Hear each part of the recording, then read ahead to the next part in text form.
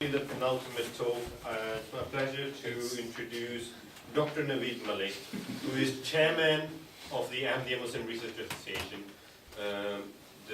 Well, you should know him. If you don't, then brief introduction. He did his bachelor's in what is it called at Cambridge? Natural Sciences at Cambridge.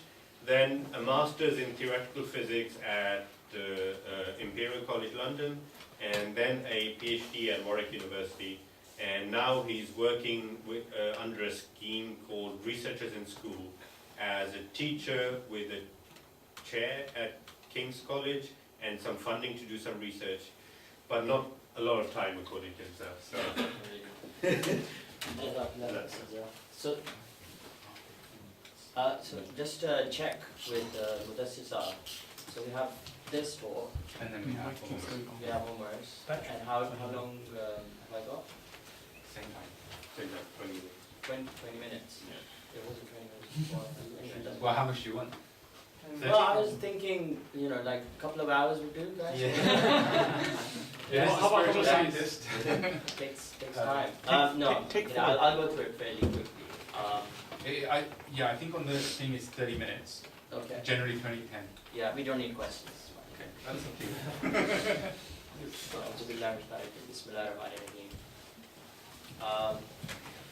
Just before we continue, I just also want to point out that Mudassisa also gives tours of his lab. So if you want to see all this quantum surrounding lasers and trapping particles. Tomorrow I can show it afterwards if they want. It's not yeah, very his far. lab is not very far away. It's about 20-30 minute drive. Yeah, and any other time I'm sure he's very accommodating. Organized trips to his lab, so if any of you are interested in that. It looks good on the CV as well, especially for the young guys doing A-level work and so on, interested in this. So back to my talk. I don't know, retired. It's been a long day. Yeah, I understand. So if some of you choose to nod off, I will just press this laser button if not. Right, so in a way this is the introduction as well to today, which we deliberately sort of moved it here so we have most of the people here so they can hear. I will try and make it brief because more talking is not good, I know, but let's see.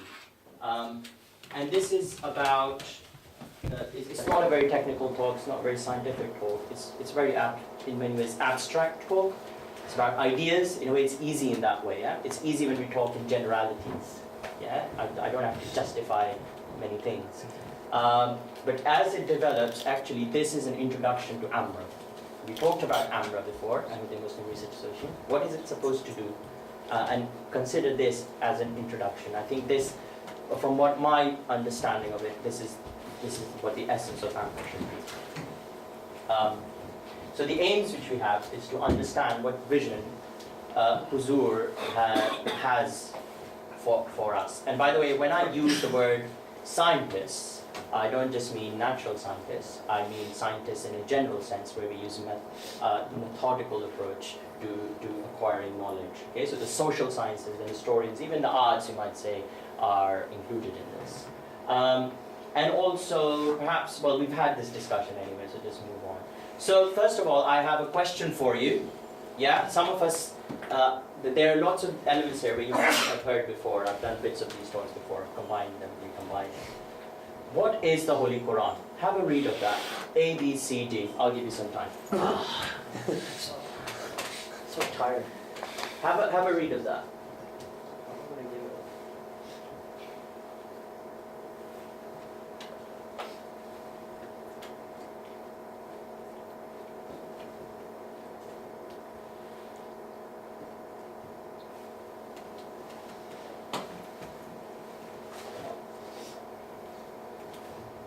Is that enough time? Yeah. Okay, can you raise your hands if you think the Holy Quran is A? Yeah, so only contains spiritual truths. Okay. There's no right or wrong answer, maybe. Yeah, so don't say what. I don't want people to feel confined that there is a correct answer. You should, speak your mind, basically. Okay. B, hands up if you think it contains spiritual truths, but also inspires us towards the scientific endeavor. Really? C, contains spiritual and physical truths which can actively be used for prospective scientific research. Again, science means social sciences, history, everything else included. So put your hand up if you think it's C. Okay, right, so 1, 2, 3, 4. D, as well as spiritual truths, contains descriptions of some physical phenomena which can be used after scientific discovery to prove the divine origins of the Holy Quran. So D. It's interesting, isn't it? So last time I had C at the bottom, and all the hands went up at C, or most of the hands. But I've moved C up. It's an interesting research question. And now, it can't be the final answer. He must have put in D's. Interesting. No, but that's interesting. And I think there were a few maybes because I didn't see all hands up. Hopefully, do we understand what we're talking about, what I'm trying to get at? By the way, the answer is C. If Muslim scientists ponder and undertake their research with reference to the prophecies contained in the Quran, or with reference to the treasure trove of knowledge that is contained therein, then a lot of guidance for new research will be found in the Holy Quran. So this is Huzur's vision of what Ahmadi scientists and scholars should be doing. So it's not just about gaining inspiration. Obviously, we know the Holy Quran provides spiritual and secular inspiration, but it also is about the fact that you can inform science through the use of the Holy Quran. And this is revolutionary.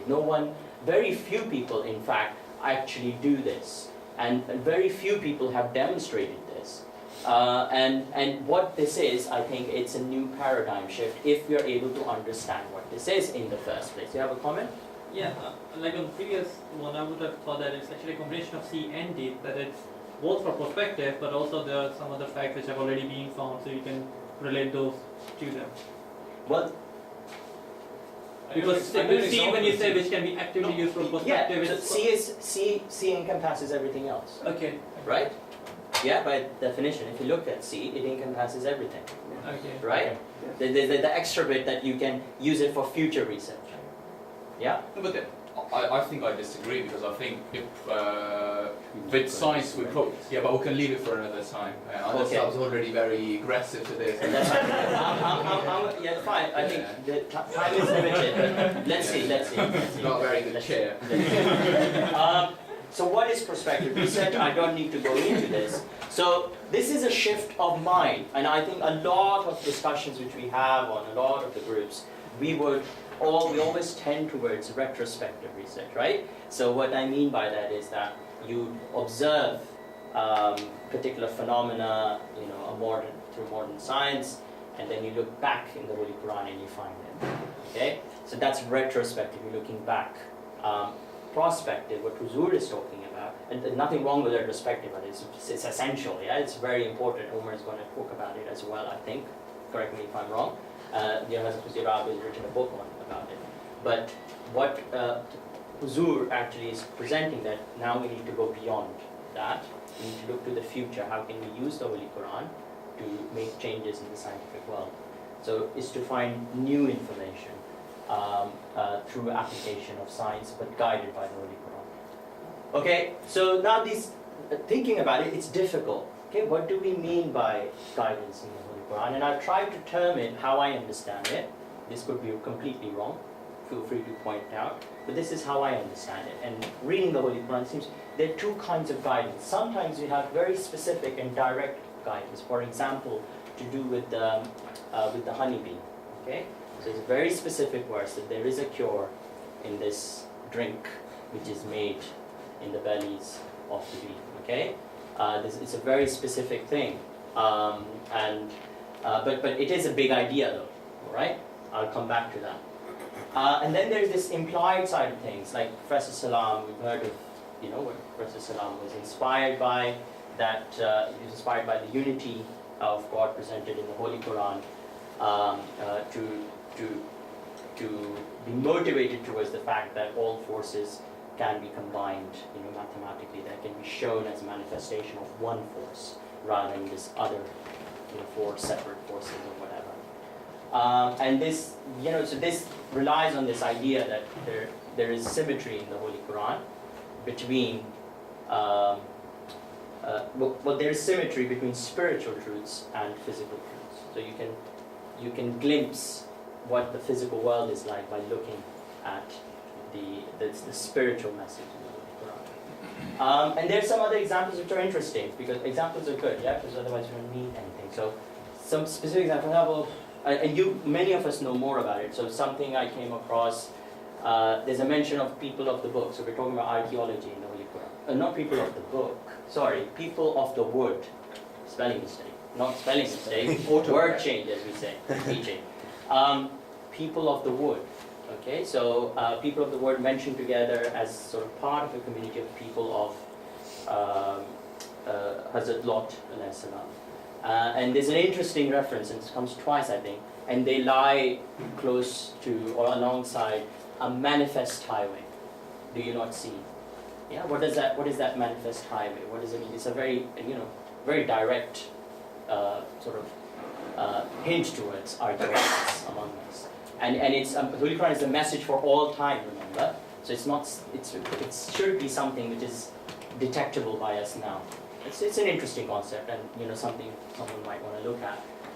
Anthropology, this whole idea about unity of religions is quite fascinating, and it has very interesting implications that do all religions have a common origin. That's what the Holy Quran presents. But from a sociological perspective, if you do the research, what do we actually find? Hazrat Rabi pointed towards certain aspects, and he actually directed that there should be a huge program of research, especially in Africa, in fact.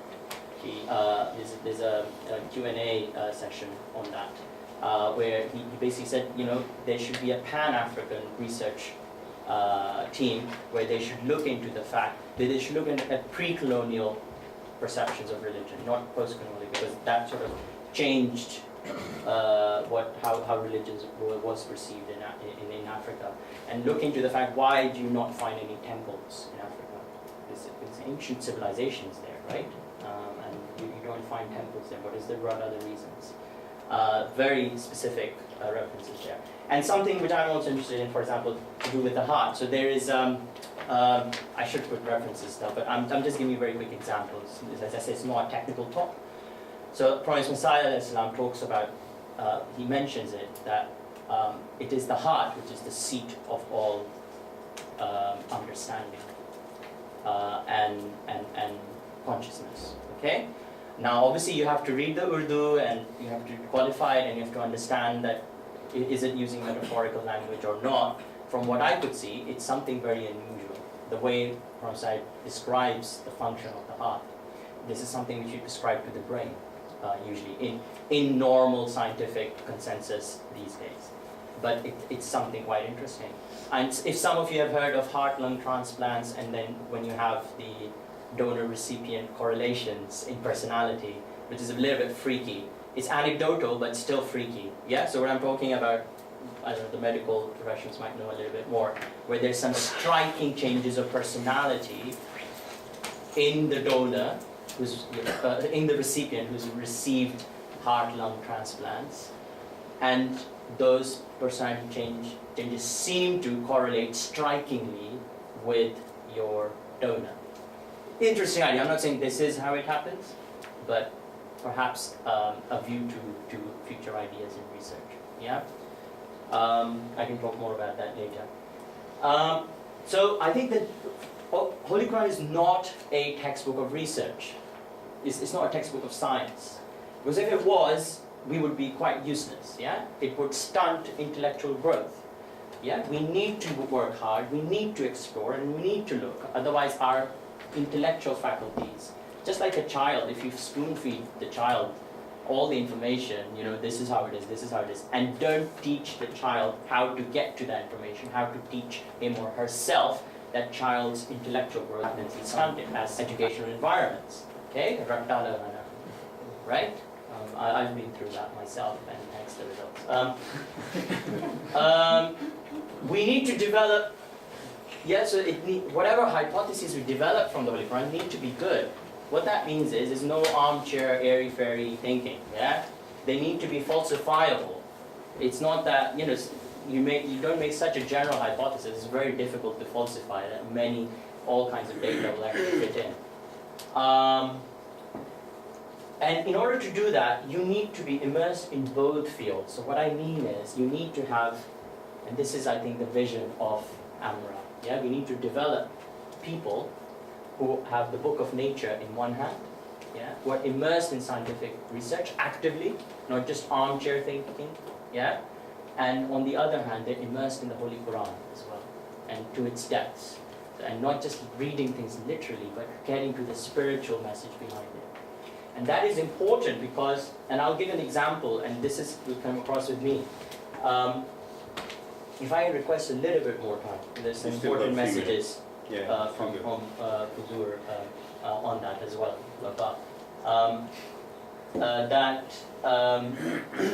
Yeah, so I think you would have come across these verses. I'm not going to give you time to read it. Yeah. So this is when actually the bee is mentioned, and right beforehand, in the first verse, this is Surah Nahl, isn't it? The cattle is mentioned. Okay, so I've read these verses lots of times. You must have read it lots of times. Yeah, it's only the light of the khulafa, which while recently listening to a khutbah, and I've spoken to some of you about it, which opened my mind up to actually what it means, the phenomenal ideas behind it, right? So, and surely in the cattle too, this is how it starts. In the cattle too, there is a lesson for you. We give you to drink of what is in their bellies, talking about milk, of course, and from betwixt the feces and the blood, milk pure and pleasant for those who drink it. And then it goes on to talk about, and the fruits of the date palms and grapes, where human beings, create intoxicating drinks and wholesome food sometimes. And this verily is a sign for a people who make use of their reason. Okay, so the word used here is yaqilun. For those who use akal, akal nahi karte, akal nahi istemal karte. Hazrat Sirabe pointed out this fact, and this is again the reading of the Holy Quran. We need to get better at it. I need to get better at it. That when you see a reference to yaqilun, it is something which is obvious, right? Do you not see? Look, it's there in front of you. Okay, that's what it's talking about. So, and I'm going to explain it a little bit more. But in contrast, when you see yatafakkarun, why don't you reflect? Something, there's a deeper concept behind it where you need to go into deeper. So this is another sort of key to understanding some messages of the Holy Quran. Stop there, hold on, maybe you've missed something. Right, so after this, we come on to the B, and then we come on to, and what the B does and what the instructions are. Why in this sequence? Why talk about the cattle? Okay, they are blessings for us and so on, but you know, I've come across this. So Sri Ravi explained actually, there is a whole process and there's contrast being created. So cattle are animals which eat, which rely on diets which are very low on nutritional value. They eat, straw and grass. Yet they're able to make a drink which has tremendous sustenance, and it's of great benefit to humanity and everything else. Whereas when you come to human beings, they have really they're given beautiful things, fruits and grapes and so on. And sometimes they make it into wholesome foods, but quite a lot of times these days, they make horrible things from it. Okay, they make drugs, they make alcohol, they destroy societies with it.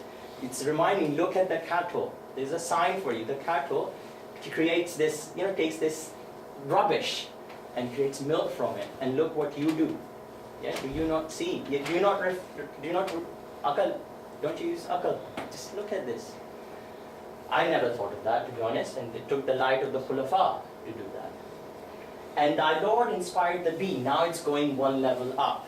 And these are recipients of revelation we're talking about. So the bee is analogous to those communities who have revelation and who follow revelation.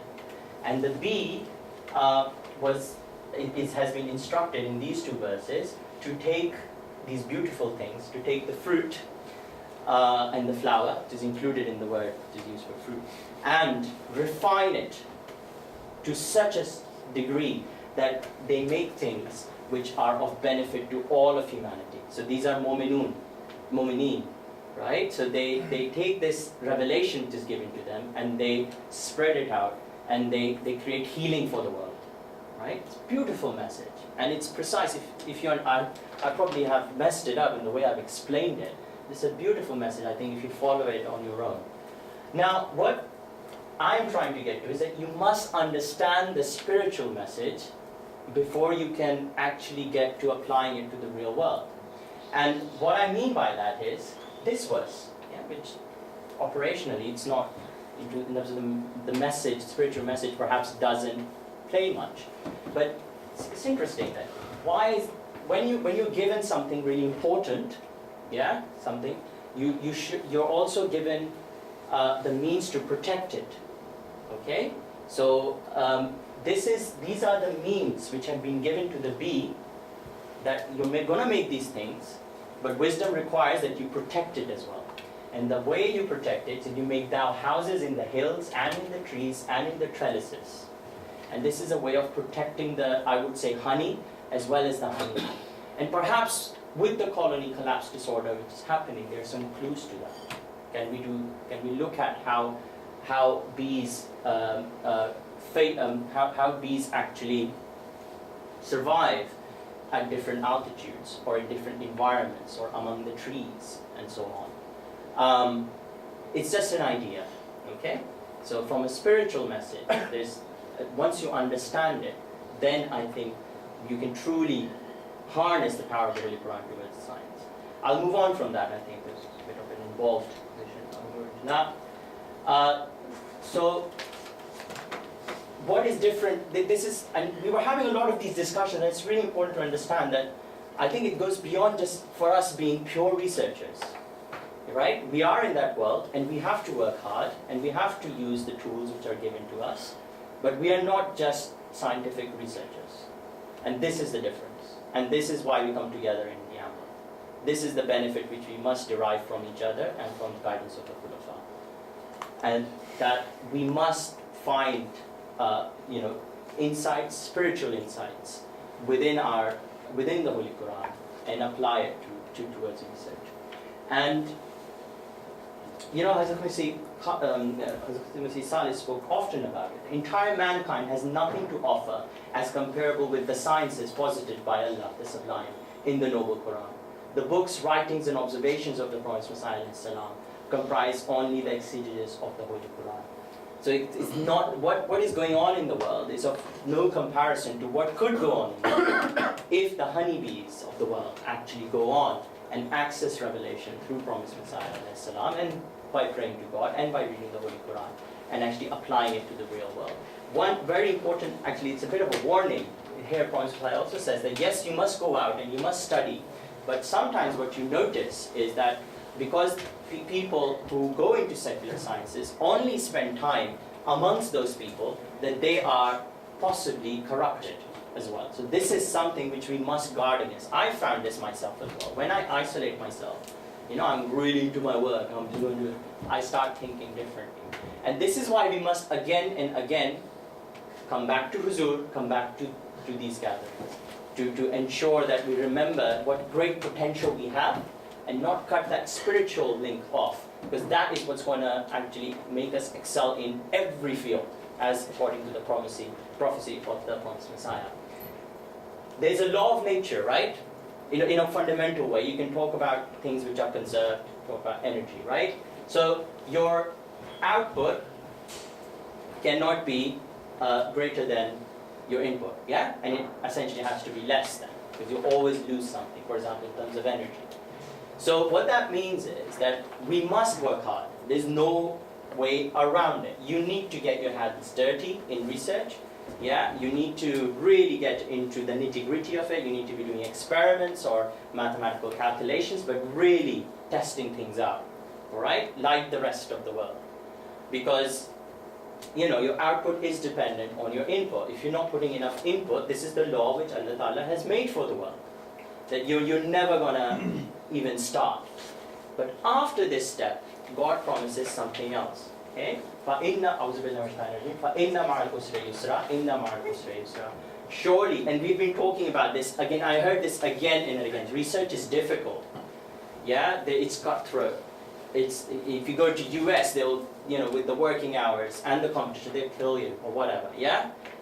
innamal, this is God promise. If you do it for the right reasons, if you make it a form of worship, فَإِنَّ مَعَ الْأُسْرِ يُسْرًا, surely after hardship is ease. And Hazrat Khalifatul Masih Rabin linked it to this idea. Yeah, there's a khutbah in 1990, I can refer you to it, where he linked it to this idea that fine, yeah, so you have to put in hardship, but for a moment, then this law, Allah Ta'ala transgresses. What that means is that you will get, God puts His own bit, His own hissa, His own part into your work. So you actually get more output. You have the potential to get more output from input. So sometimes we cannot compete with the rest of the world who isolate, some people isolate themselves, in labs and so on. We have the Holy Quran and we have the prayers. We must work hard, but remember that you should not fear that you're never going to be able to catch up with the rest of the world. Because if you're doing it for the right reasons, if you're doing it for God, God will put His light in your heart and He will put His light into your mind.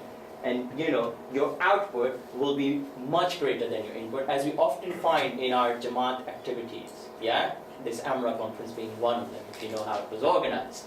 Alright, your output is much, much, much greater, and Allah Ta'ala, it applies to your research as well. And this is essentially, it applies to ibadah, essentially. And if you make your research your ibadah, then that's what's going to happen. But remember your own worth, you're not ordinary people. Yeah? You're not ordinary people. You've been chosen for a particular purpose. In whatever line you take, just remember you have to do extraordinary things. And I hope that we will, inshallah, be able to fulfill Huzur's expectations of us. Jazakallah Naveed for this